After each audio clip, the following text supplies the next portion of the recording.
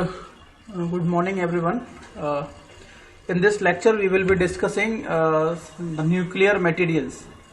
So, nuclear materials, basically, we are defining are those material which are used in the nuclear power plants. Nuclear power plants. Power plants, ठीक है. जिन materials को आप nuclear power plants में हम लोग generally use करते हैं, तो न्यूक्लियर मटेरियल्स वो इंजीनियरिंग मटेरियल्स होते हैं जिनको हम क्या करते हैं, न्यूक्लियर पावर प्लांट्स में यूज करते हैं. दो टाइप के होते हैं आपके पास nuclear materials. They are two groups of nuclear materials. First are the primary group which generally considers as a nuclear fuels, moderators and the coolants, and the secondary group includes the structural materials and the shielding material. First thing are those which are used in the power production, and second are those if you can say if whenever you are producing the power from a nuclear material, you are getting some power, so obviously there will be some residual. कुछ ना कुछ उसमें residual बच जाता है. जो भी energy होती है हमारे पास, उसमें से कुछ ना कुछ क्या बच जाता है, रेजिडुअल बच जाता है. उस रेजिडुअल को हमें क्या करना पड़ता है, अब वेस्ट होगा, एक तरीके से न्यूक्लियर वेस्ट होगा, ठीक है. वो आपका न्यूक्लियर वेस्ट होगा, तो हमें क्या करना पड़ेगा, जो भी रेडिएशंस निकल रहे होंगे, उन रेडिएशन से बचने के लिए हमें क्या करना होगा, शील्डिंग मटेरियल, शील्डिंग की तरह कुछ ऐसे मटेरियल्स यूज करने पड़ेंगे जो उस न्यूक्लियर रेडिएशन से हमें बचाएंगे, ठीक है. तो दो ग्रुप में हम लोगों ने डिवाइड किया गया. पहले ग्रुप में हम लोगों ने क्या डिवाइड किया गया, न्यूक्लियर फ्यूल्स हो गए, मॉडरेटर्स हो गए और कूलेंट्स हो गए. जबकि दूसरे ग्रुप में हम लोगों ने स्ट्रक्चर मटेरियल्स और शील्डिंग मटेरियल्स को इंक्लूड किया गया. अगर हम स्ट्रक्चर मटेरियल्स की बात करेंगे, so those structure material must have some important properties, and those properties are first, those material should have the ability to enhance the safety and maximize the efficiency, and also in case of the whenever we are dealing with the material science, we have to concern about these types of material which are providing the safety from the nuclear materials, because from the nuclear radiations, जो भी nuclear radiation निकल रहा है material से, nuclear material से, उस material से shielding वगैरह प्रोवाइड करेंगे, तो एक तरीके से वो सेफ्टी को इंक्रीज कर रहा है, ठीक है. सेफ्टी जब वो इंक्रीज करेगा तो हमें दूसरे इन मटेरियल्स की बात करनी पड़ेगी, दो जो कि हमारे सेकेंडरी ग्रुप में आते हैं. प्राइमरी ग्रुप में न्यूक्लियर मटेरियल्स हो गए, आपके न्यूक्लियर फ्यूल्स हो गए, मॉडरेटर्स और कूलेंट, और जबकि दूसरे वाले केस में आपके शील्डिंग मटेरियल और स्ट्रक्चर मटेरियल्स आ जाएंगे. ओके, चलिए next thing, what are the advantages. So nuclear power के एडवांटेजेस क्या है. Nuclear power generation doesn't emit you can say emit very relatively low amount of carbon dioxide, or you can say very less amount of CO2. okay, और कभी कभी तो emit नहीं होता है. so as we are not emitting the carbon dioxide in the atmosphere, that's why we can say the emissions of the greenhouse gases is very less. तो इस वाले केस में जो ग्रीन हाउस गैसेज होती हैं उनका इफेक्ट कम हो जाता है, and therefore the contribution of nuclear power plants go to the global warming is therefore relatively little. तो ऑब्वियसली जब कार्बन डाइऑक्साइड का एमिशन नहीं हो रहा है, it is very low, then you can say greenhouse effect जो होगा उसका मिनिमाइजेशन हो जाएगा. ग्रीन हाउस इफेक्ट आपका नहीं होगा, इसीलिए हम एक तरीके से ग्रीन फ्यूल की तरह हम इसको बोलते हैं, ग्रीन एनर्जी. लेकिन हाँ, इसको कंट्रोलिंग बहुत इंपॉर्टेंट है. Controlling is very important for these types of energy. Nuclear energy की या न्यूक्लियर पावर की बात करेंगे तो कंट्रोलिंग बहुत इंपॉर्टेंट है. अगर ये प्रोसेस अनकंट्रोल्ड हो गया तो ये समझ लो ह्यूमन एग्जिस्टेंस बहुत बड़ा चुनौती हो जाएगी हमारे लिए. ह्यूमन एग्जिस्ट ही नहीं कर पाएंगे, बहुत बड़ी प्रॉब्लम होगी, ठीक है. Human existence will be vital, you can say problem for us. तो कंट्रोलिंग कंडीशन में रहे तभी ठीक है. This technology is readily available and doesn't have to be developed first, ठीक है.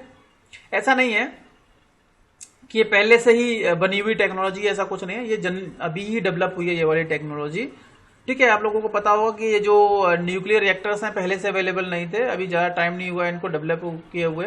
इंडिया में तो बहुत जस्ट शायद रसिया ने हेल्प की थी इंडिया में. पहला जो यू कैन से पहला न्यूक्लियर रिएक्टर डेवलप जो हुआ था इंडिया में, कौन सा था, कैन यू नेम, बोलो. What is the name of that nuclear reactor developed in India? नहीं पता है, पता करना क्या है. It is possible to generate a high amount of electrical energy with energy in a single plant. एक ही प्लांट में आप high amount of energy generate कर सकते हैं, ठीक है, तो याद रखना न्यूक्लियर मटेरियल को हम लोगों ने बेसिकली अगर हम देखा जाए तो दो कैटेगरी में हम लोगों ने इसको डिवाइड किया गया है, कैटेगरी 1 और कैटेगरी 2, प्राइमरी और सेकेंडरी। प्राइमरी वाले में फ्यूल वगैरह चीजें आती हैं और दूसरे वाले में जो उनकी शील्डिंग के केस में आते हैं। सो न्यूक्लियर फ्यूल की जब हम बात करेंगे, so nuclear fuel is any material that can be consumed to drive the nuclear energy. ठीक है, न्यूक्लियर एनर्जी प्रोड्यूस करने के लिए वो मटेरियल होते हैं न्यूक्लियर फ्यूल जिससे कि हम क्या कर सकते हैं, उनको हम कंज्यूम करते हैं और न्यूक्लियर एनर्जी प्रोवाइड कर लेते हैं, उनसे ऑब्टेन करते हैं।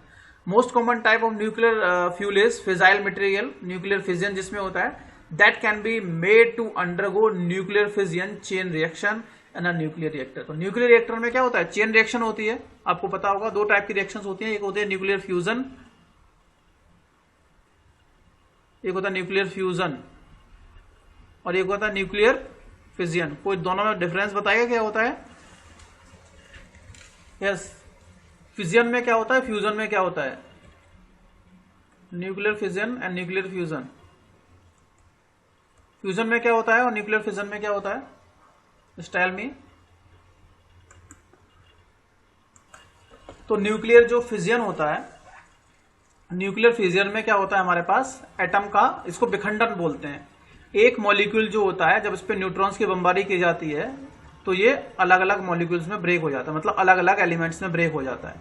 ठीक है, और फ्यूजन में क्या होता है, दो जो एटम्स या बोल सकते हैं दो मटेरियल जो होते हैं उनके एटम्स आपस में कंबाइंड होकर के एक नया बना लेते हैं, नया कंपोनेंट बना लेते हैं, न्यू कंपोनेंट। ठीक है, न्यू एलिमेंट बन जाता है। इसमें टू एलिमेंट जो होते हैं वो आपस में मिलकर के एक नया एलिमेंट बना लेते हैं। तो यह और बहुत अमाउंट में एनर्जी प्रोड्यूस होती है। जैसे कि आप लोगों को पता होगा कि जो न्यूक्लियर फ्यूजन होता है that is a basic reaction taking place of the sun.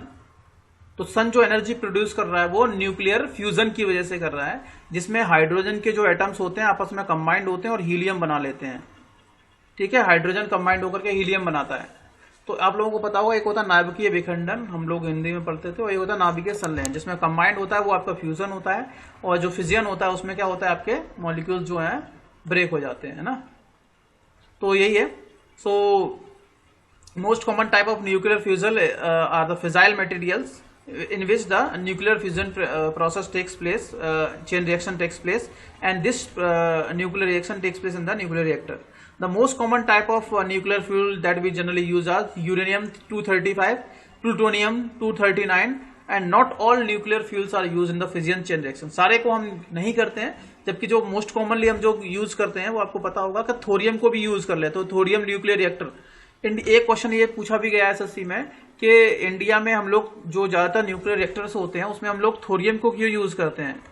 तो थोरियम इंडिया में बहुत ज्यादा मात्रा में पाया जाता है, अवेलेबल है इंडिया में, that's why the Indian nuclear reactor generally consist of are uses thorium as a nuclear fuel.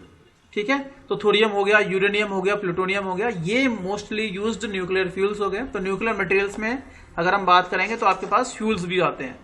They are most dense source of energy available, बहुत ज्यादा मात्रा में एनर्जी इनके पास अवेलेबल होती है।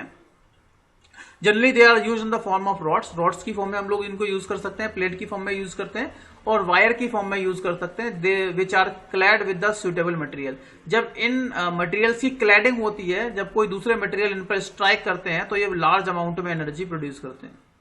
ठीक है, आप लोगों को पता होगा ये सारी चीजें, न्यूक्लियर रिएक्टर जिस तरीके से वर्क करता था, same thing we are having here. तो आपको न्यूक्लियर मटेरियल में क्या पढ़ना है कि न्यूक्लियर एनर्जी जब प्रोड्यूस होती है तो कौन कौन से मटेरियल हम लोग यूज करते हैं। ओके, अब हम बात कर लेते हैं कि व्हाट इज न्यूक्लियर फिजन। ठीक है, चलिए अगर हम बात करते हैं न्यूक्लियर फिजन की, तो न्यूक्लियर फिजन क्या रिएक्शन होती है, एक तरीके से एक न्यूक्लियर रिएक्शन होती है। तो when the neutrons strike on an atom of uranium, uranium या कोई भी हमारे पास एक एटम होता है यूरेनियम का, जब इस यूरेनियम पे हम स्ट्राइक करवा देते हैं न्यूट्रॉन्स की, तो uranium splits into the lighter atoms and releases large amount of energy। बहुत ज्यादा अमाउंट में एनर्जी प्रोड्यूस होती है। जैसे अगर हम यूरेनियम की बात करेंगे, चाहे हमारा प्लूटोनियम हो, तो जब हम यूरेनियम पे क्या करते हैं, यूरेनियम 235 235 जो है हमारे पास, 92 92 235 जो होगा, जब हम इसमें न्यूट्रॉन्स की रिएक्शन करवा देते हैं, 0 and 1 होता है, अगर हम जब इसमें बम्बारमेंट करवाएंगे तो आपका यूरेनियम है वो दो पार्ट में ब्रेक हो जाता है, या दो अलग अलग एटम्स में ब्रेक हो जाता है, साथ ही साथ लार्ज अमाउंट में हीट को भी जनरेट करता है। अब आपको पता होगा कि सर ये एनर्जी प्रोड्यूस क्यों होती है। प्रोड्यूस इसलिए होती है क्योंकि इसमें मास लॉस होता है। क्या होता है, मास का लॉस होता है। और आपको पता है आइंस्टीन का एक प्रिंसिपल था E इक्वल्स टू mc²। जब मास जो है आपका रिड्यूस होगा, अगर कोई पर्टिकुलर मास, कितना मास रिड्यूस हुआ है, तो this much amount of energy is produce whenever the mass disappear. जब मास आपका डिसअपियर होता है तो E इक्वल्स टू mc² जो होता है, c is the speed of light होगा, m इज द मास, तो this much amount of heat is being generated over there. So the fission of Halley elements in an exothermic reaction. Exothermic reaction is that reaction in which we got the heat हमें मिलती है, which can release large amount of energy, both of us, the electromagnetic radiations we have and also the kinetic energy of the fragments। ठीक है, उनके पास बहुत सारी kinetic energy होती है, रेडिएशन, इलेक्ट्रोमैग्नेटिक मैग्नेटिक रेडिएशन हमें मिलती है। The chain reaction refers to the process. Chain reaction का मतलब क्या होता है कि जैसे कोई एक मॉलिक्यूल था हमारे पास यूरेनियम, जब इस पर न्यूट्रॉन की बम्बार्डमेंट किया तो एक नए मॉलिक्यूल में, नए मटेरियल में कन्वर्ट हो गया। इसके बाद इस पर अगेन स्ट्राइक करेंगे तो ये नया मटेरियल बन जाएगा, और ये जो प्रोसेस है वो कॉन्टिन्यूसली चलती रहेगी। ठीक है, the chain reaction refers to a process in which neutrons releases in a fusion.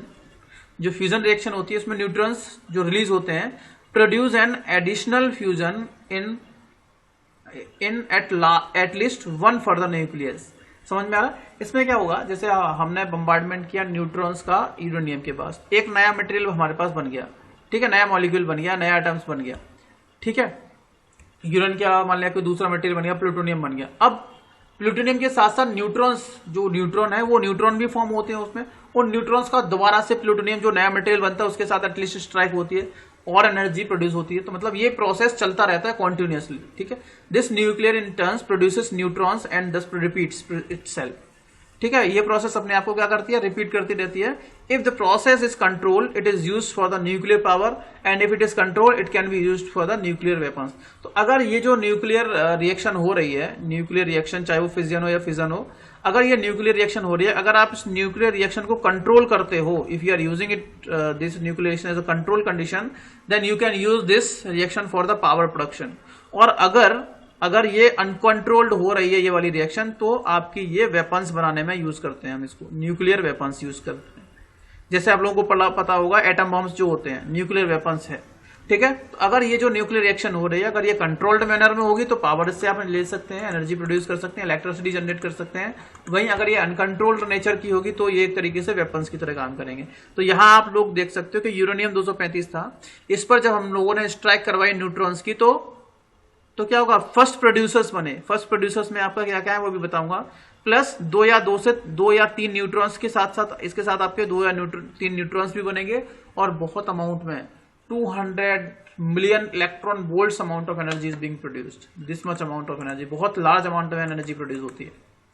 ठीक है, moving to the next side. So this is the process how the chain reaction is going on. Suppose this is the first molecule, या this is the neutron. Okay, तो जब इस neutron की strike हुई, तो strike होने के साथ साथ न्यूट्रॉन भी बना, एक नया मटेरियल भी बन जाएगा। तो ये सेकंड जनरेशन हो गया। पहली जनरेशन में एक न्यूट्रॉन ने स्ट्राइक किया, अब मान लिया 2 न्यूट्रॉन बन गए, और साथ ही साथ दूसरा एलिमेंट हमारे पास बन गया। अब इस न्यूट्रॉन की दोबारा से स्ट्राइक होगी इस वाले मॉलिक्यूल के साथ, इसके साथ भी हो सकती है, फिर दोबारा से एनर्जी प्रोड्यूस होगी और नए न्यूट्रॉन्स बनेंगे, नए एलिमेंट्स बनेंगे, फिर ये न्यूट्रॉन्स जो है दोबारा से इस पर स्ट्राइक करेंगे, और फोर्थ जनरेशन। तो इस तरीके से क्या होगा, आपका जो जनरेशन है ये चलती जाएगी और आपकी लार्ज अमाउंट में एनर्जी प्रोड्यूस होती जाएगी। That's why we can say it is a chain reaction. Chain reaction मतलब ये होगा कि आपकी जो प्रोसेस है वो चलती रहेगी इनफिनिट टाइम तक। ठीक है, moving to the next slide. तो ये जो डंबल्स दिख रहे हैं ये वाले, ये आपका न्यूट्रॉन को शो कर, यूरेनियम को शो कर रहा है, फ्यूल को, और जो व्हाइट कलर का आइटम है वो आपका न्यूट्रॉन को शो कर रहा है। अगली स्लाइड में देख लेते हैं मॉडरेटर मटेरियल्स। ठीक है, तो अभी हम लोगों ने जो न्यूक्लियर मटेरियल्स की बात कर रहे हैं, तो न्यूक्लियर मटेरियल्स में पहले आपके क्या हो गए, फ्यूल मटेरियल, न्यूक्लियर फ्यूल्स की बात करेंगे। पहले आपके न्यूक्लियर फ्यूल्स हो गए, जिसमें हम लोगों ने पढ़ा कि थोरियम होता है, प्लूटोनियम होता है, और आपका यूरेनियम होता है। अगले जो न्यूक्लियर मटेरियल्स हैं आपके, वो मॉडरेटर्स के अंदर आते हैं, वो आपके मॉडरेटर होते हैं। So neutrons moderators control the, important है ये क्वेश्चन पूछा जाता है, neutron moderators control the nuclear chain reaction and reduces the velocity of the first neutron. तो क्वेश्चन ये पूछा जाता है कि what is the purpose of moderators in a nuclear reactor. आपकी आवाज कट रही है सर। हेलो, आवाज कट रही है मेरी? बाकी लोगों को भी कटी हुई है, मतलब ठीक से सुनाई नहीं दे रहा है? सही आ रही है, सही आ रही है, ठीक आ रही है ना? हाँ, तो बाकी हो सकता है बेटा नेटवर्क इशू हो। तो मॉडरेटर मटेरियल्स में क्या कहेंगे, देखो न्यूक्लियर मटेरियल में पूछा जाएगा वो मटेरियल जो कि which are generally used to produce the energy from the nuclear fuels by the nuclear reaction are called as the nuclear materials. ठीक है, वो स्टार्टिंग में डेफिनेशन हो गई। इसके बाद कौन कौन से न्यूक्लियर मटेरियल्स होते हैं, तो एक तो न्यूक्लियर फ्यूल्स होते हैं, न्यूक्लियर मॉडरेटर्स होते हैं, ये भी इसी के अंदर आते हैं। तो न्यूक्लियर मॉडरेटर का काम क्या होता है कि जो आपके न्यूट्रॉन्स हो रहे हैं, न्यूट्रॉन्स थे वो न्यूट्रॉन्स बन रहे हैं चेन रिएक्शन में, उन न्यूट्रॉन्स की वेलोसिटी को अगर हम कम कर देंगे तो रिएक्शन जो होगी हमारी थोड़ी सी कंट्रोल्ड नेचर में आ जाएगी। ठीक है, तो मॉडरेटर का काम क्या होता है, न्यूक्लियर मॉडरेटर्स के जो काम होते हैं वो ये होता है कि जो न्यूट्रॉन्स हमारे फॉर्म हो रहे हैं चेन रिएक्शन में उनकी स्पीड को कम कर देना। ठीक है, the purpose is to reduce the velocity of fast neutrons. यहां से एक मल्टीपल चॉइस क्वेश्चन बन सकता है, एमसीक्यू बन सकता है। The ideal moderators should have negligible neutron capture cross section, मतलब ये इनके अंदर ये कैपेबिलिटी ना हो कि वो न्यूट्रॉन्स को कैप्चर कर लें। ठीक है, and high neutron scattering cross section, तो इनके पास क्या होना चाहिए कि न्यूट्रॉन को कैप्चर करने की क्रॉस सेक्शन कम होना चाहिए, जबकि स्कैटर करने का उनको ये स्कैटर कर दें वो ज्यादा होना चाहिए। तो it is convenient to use moderator as a coolant also. तो जो मॉडरेटर होते हैं जनरली हम उनको कभी कभी कूलेंट की तरह भी यूज कर लेते हैं। अब अगर हम मॉडरेटर न्यूक्लियर मटेरियल्स की बात करेंगे तो उसमें आपका हैवी वाटर आता है, ऑर्डिनरी वाटर आता है, ग्रेफाइट आता है, ये 3 कॉमनली यूज्ड मॉडरेटर्स हैं। तो मॉडरेटर आपको पता होना चाहिए कि क्या होते हैं और उनका काम क्या होता है, नाम क्या क्या होता है, उनके एग्जांपल्स होने चाहिए। अगर हम ग्रेफाइट की बात करेंगे तो ये आपका मॉडरेटर है, इजीली फैब्रिकेट कर सकते हैं, कोई भी कंटामिनेशन इसमें नहीं होता है। लाइट वाटर की बात करेंगे, चीपेस्ट होता है, ये कूलिंग में भी यूज कर सकते हैं। हैवी वाटर थोड़ा सा हैवी होता है, एक्सपेंसिव होता है, लेकिन हैवी वाटर के कंपेरिजन में एडवांटेजियस होता है। आपको पता होगा कि 1 लीटर हार्ड वाटर के लिए D2O के लिए आपको लगभग 10,000 लीटर चाहिए नॉर्मल वाटर, है ना। 1 लीटर D2O के लिए 10,000 के आसपास लीटर आपको चाहिए। Moving to the next one, ये मॉडरेटर मटेरियल हो गए। मॉडरेटर का काम क्या होता है ये समझ में आ गया। अब न्यूक्लियर रिएक्टर की बात करेंगे तो न्यूक्लियर रिएक्टर क्या है, न्यूक्लियर रिएक्टर एक ऐसी डिवाइस होती है in which the nuclear chain reactions are initiated. तो न्यूक्लियर रिएक्टर एक ऐसी डिवाइस होगी जिसके अंदर हम क्या करते हैं, न्यूक्लियर चेन रिएक्शन को इनिशिएट करते हैं, कंट्रोल्ड मैनर में करते हैं उसको, उसके बाद उसको कंट्रोल करते हैं एंड सस्टेन, वो एक तरीके से बनी रहे, वो रिएक्शन आपकी खत्म ना हो, सस्टेन रहे, मेंटेन रहे at a study rate, constant rate से काम करे। ऐसा नहीं हो कि अनकंट्रोल्ड नेचर की हो, बिल्कुल नहीं, स्टडी रेट से वो काम होनी चाहिए reaction. As opposed to a nuclear bomb, जो प्रोसेस न्यूक्लियर बम में होती है उसके अपोजिट न्यूक्लियर बम में अनकंट्रोल्ड होती है, जबकि न्यूक्लियर रिएक्टर के अंदर हमें स्टडी रेट से कंट्रोल्ड रिएक्शन होगी, in which the chain reaction occurs in a fraction of seconds and is uncontrolled causing an explosion। तो जो न्यूक्लियर रिएक्टर होता है उसमें तो जो आपकी न्यूक्लियर रिएक्शन होती है न्यूक्लियर रिएक्टर के अंदर वो कंट्रोल्ड मैनर में होती है। उसी न्यूक्लियर रिएक्टर के अंदर हम उस चेन रिएक्शन को स्टार्ट करते हैं, उसको कंट्रोल करते हैं, सस्टेन करते हैं, बनाए रखते हैं, साथ के साथ वहां से आउटपुट लेते रहते हैं। ये प्रोसेस न्यूक्लियर रिएक्टर के होता है। जबकि जो आपका न्यूट्रल बम होता है, न्यूक्लियर बम होता है, उस न्यूक्लियर बम के अंदर इसके जस्ट अपोजिट प्रोसेस होता है। जो आपकी चेन रिएक्शन होती है वो अनकंट्रोल्ड नेचर की होती है, बहुत तेजी से बढ़ जाती है, उसके अंदर न्यूट्रॉन्स की जो स्पीड होती है बहुत तेजी से इंक्रीज करती है। ठीक है, it is just opposite to that one. इसके बाद कंट्रोल रोड्स की बात करते हैं। तो control rods are made of the material that absorb the neutrons. अब दोनों में इंपॉर्टेंट, दोनों में डिफरेंस है। एक हमारे पास मॉडरेटर्स होते हैं, और दूसरे होते हैं कंट्रोल रोड्स। दोनों में अलग अलग, दोनों का फंक्शन अलग अलग है, इंपॉर्टेंट है, एमसीक्यूज बन सकता है। मॉडरेटर क्या करते हैं कि जो न्यूट्रॉन्स बन रहे हैं उनकी स्पीड को कम कर देते हैं, जबकि कंट्रोल रोड्स उनको एब्जॉर्ब कर लेती है। ठीक है, जो न्यूट्रॉन्स फॉर्म हो रहे हैं चेन रिएक्शन के अंदर उनको एब्जॉर्ब करता है कंट्रोल रोड्स, और मॉडरेटर क्या करते हैं उसकी स्पीड को कम कर देते हैं। ठीक है, so the control rods are generally made of a material which have the ability to absorb the neutrons which are being produced in the chain reaction, and these rods are inserted into the bundle using a mechanism that can rise or lower the control rods। ठीक है, तो जैसे मान लिया यहाँ पे आपका fuel होगा, यहाँ पे कंट्रोल रोड्स होंगी। ठीक है, ये कंट्रोल रोड्स इस तरीके से ये अटैच होंगी एक चैम्बर से। यहाँ पे आपका न्यूक्लियर मटेरियल होगा, इससे एनर्जी प्रोड्यूस होगी, इलेक्ट्रॉन जनरेट हो रहे हैं। तो हम क्या करेंगे, जैसे अगर ये नेचर इसका अनकंट्रोल टाइप का होगा तो इसको नीचे खिसका देंगे। ये आपके जो कंट्रोल रॉड्स हैं यहाँ से न्यूट्रॉन्स को चिपका लेंगे अपने पास, और जब न्यूट्रॉन्स होंगे ही नहीं उस ज्यादा क्वांटिटी में तो वो स्ट्राइक ही नहीं करेंगे, तो इसीलिए वो जो रिएक्शन होगी वो हमारी कंट्रोल नेचर की होगी। ठीक है, the control rod are generally contain the neutron absorbers like boron, cadmium and indium. तो these are the materials, nuclear materials which can be used as a control rods in which they will just absorb the nutrients and control the chain reaction। ठीक है, तो आपको ये पता होना चाहिए कि मॉडरेट कंट्रोल रोड्स क्या होती हैं, किस तरीके से आपके न्यूक्लियर मटेरियल्स यहाँ पर काम करते हैं, नाम पता होना चाहिए। अब अगली बात करते हैं स्ट्रक्चर मटेरियल की। 2-3 स्लाइड और छोटे छोटे हैं। तो स्ट्रक्चर मटेरियल की जब हम बात करेंगे तो इसमें आपके generally first these are used to construct the nuclear reactor को बनाने के लिए, to clad the fuel, to contain fission products. ठीक है, क्लैडिंग होगी उसकी, स्ट्राइकिंग वगैरह उससे बचाने के लिए, टू फॉर्म कूलेंट कंड्यूट्स, जहां पे आपका कूलेंट फ्लो होगा,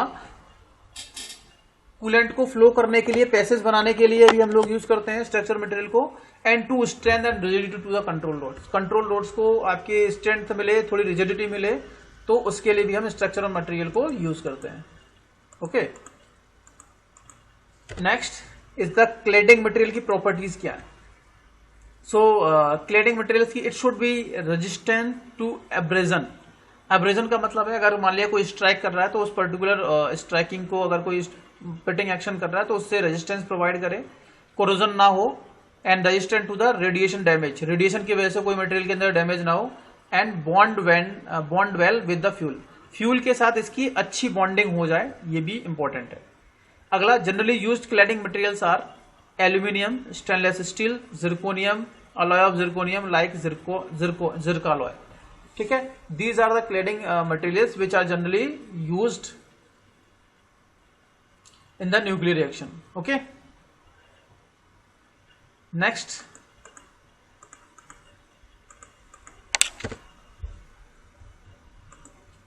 the various structural engineering materials are concrete, structure में कंक्रीट यूज करते हैं, कार्बन, स्टेनलेस स्टील हो गया with smaller quantity of nickel alloy, titanium, zirconium, hafnium, polymers, glass, these are some structural material. अगर हम concrete की बात करेंगे तो कहाँ यूज करते हैं, building foundation, biological shielding and operating areas में, और कॉस्ट इफेक्टिव होते हैं। अगर हम कार्बन स्टील की बात करते हैं तो स्ट्रक्चरल स्टील वर्क के लिए यूज करते हैं, क्रेन्स के लिए, लिफ्टिंग बीम्स के लिए, ड्राइव शाफ्ट के लिए, रिइंफोर्समेंट वर्क के लिए, बोल्ट्स के लिए। इसके बाद ऑस्टेंटिक स्टेनलेस स्टील हो गया, तो जनरली वेसल्स फॉर्मेशन के लिए, पाइपिंग्स के लिए हम लोग इसका यूज करते हैं, क्योंकि ये हाईली कोरोजन रेजिस्टेंट होता है। ठीक है, कोरोजन से हाईली बचाता है हम लोगों को, मतलब मटेरियल को कोरोजन से रेजिस्टेंस प्रोवाइड करता है। इसके बाद और हो गया आपके निकल अलॉय, निकल से भी बनते हैं, तो जिसमें generally use for the high temperature operating spaces in colon alloys. तो these are use to treat large amount of solvent arising from the solvent extraction. तो वही जब हाई टेम्परेचर एप्लीकेशन की बात करेंगे तो हम निकल अलॉयज को यूज करते हैं। अगले होते हैं सेरामिक मटेरियल, तो these are use in the fusion power reactors and can be use as alternative for the metallic materials. अगर मेटेलिक मटेरियल्स नहीं है तो आप सेरामिक को यूज कर सकते हो। और जनरली यूज आपके ceramic materials are silicon carbide, because it has low induced radio activity. Radio active material से एक तरीके से शील्डिंग प्रोवाइड करते हैं और हाई टेम्परेचर को सस्टेन कर सकते हैं, और बहुत लार्ज अमाउंट में ही हमारे पास अवेलेबल होते हैं। ठीक है, तो इस वाले लेक्चर में अभी हम लोग इतना ही डिस्कस करते हैं, बाकी न्यूक्लियर मटेरियल के बारे में कुछ और चीजें नेक्स्ट क्लास में डिस्कस करेंगे। ठीक है, थैंक यू।